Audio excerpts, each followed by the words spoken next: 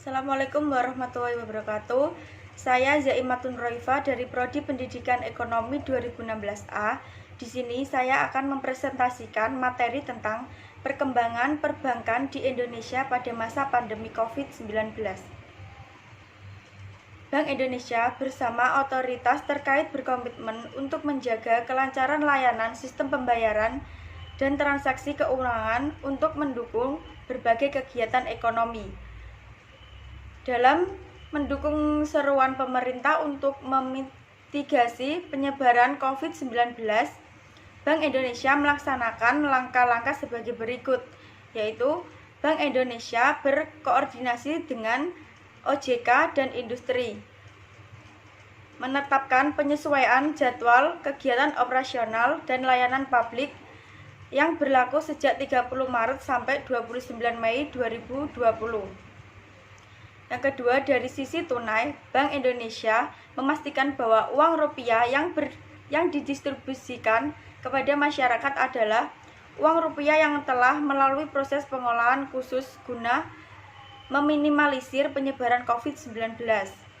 Yang ketiga, dari sisi non-tunai, Bank Indonesia dan industri melakukan upaya dalam meningkatkan transaksi non-tunai, penggunaan non-tunai melalui uang elektronik, mobile banking, internet banking, dan QRIS mendukung program WFH dan social distancing.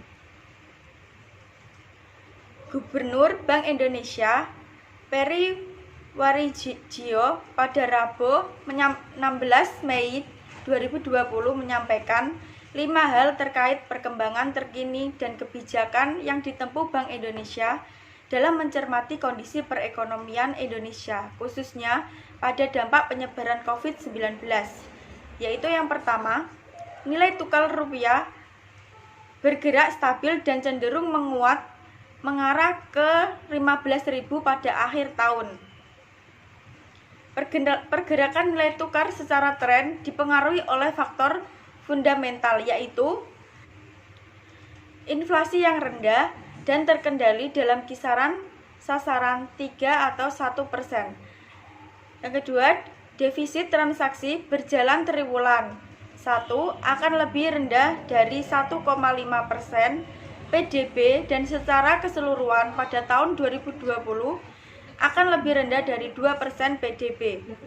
Yang ketiga, perbedaan suku bunga sangat tinggi. SBN 10 tahun Indonesia sebesar 8,02%, sedangkan UST Not 10 tahun sebesar 0,3% sampai 0,4%, sehingga spread sebesar 7,5%. Yang kedua, inflow asing ke SBN pada Minggu 1 Mei 2020 tercatat sebesar 1,17 triliun. Pergerakan aliran modal asing portfolio ke SBN yang diterbitkan oleh pemerintah baik di pasar perdana atau pasar sekunder pada Minggu 1 Mei 2020 tercatat inflow sebesar 1,17 triliun. Yang ketiga, inflasi 2020 terkendali dan rendah di kisaran sasaran 3-1%. Faktor rendahnya permintaan mulai membuat tekanan terhadap inflasi berkurang yang dipengaruhi oleh langkah-langkah penanganan pandemi COVID-19 yang menyebabkan aktivitas manusia yang lebih rendah terkait pembatasan mobilitas, PSBB dan lain sebagainya. Kondisi tersebut juga mempengaruhi perkiraan inflasi pada saat bulan Ramadan dan Idul Fitri yang lebih rendah daripada data historinya.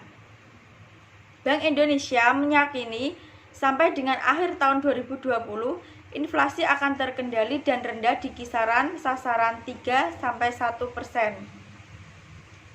Yang keempat, pertumbuhan ekonomi Indonesia triwulan 2020 tercatat 2,97%. Pertumbuhan ekonomi Indonesia pada triwulan 1 tahun 2020 tercatat 2,97%, lebih rendah dari perkiraan Bank Indonesia 4,4%.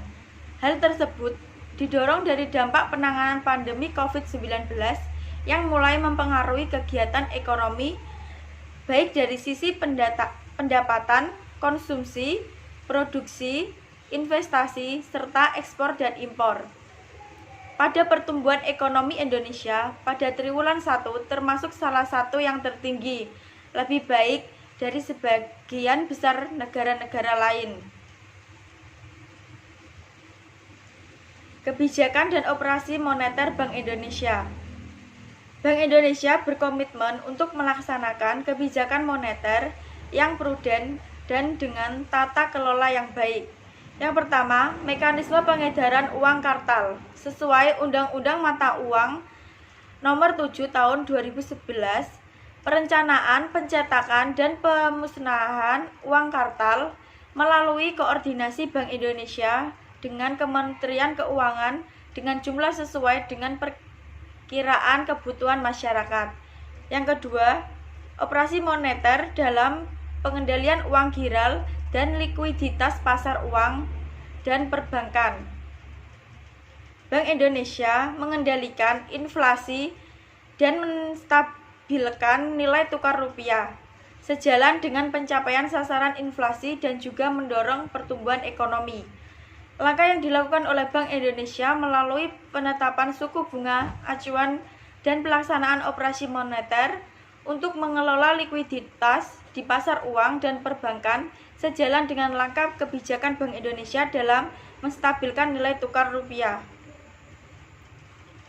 Kebijakan QIE Bank Indonesia. Kebijakan QIE akan dapat memberikan dampak yang efektif ke sektor real dan dukungan dari stimulus fiskal antara lain melalui implementasi jaringan pengaman sosial, insentif industri termasuk subsidi KUR dan program bantuan sosial lainnya, serta dukungan restrukturisasi kredit.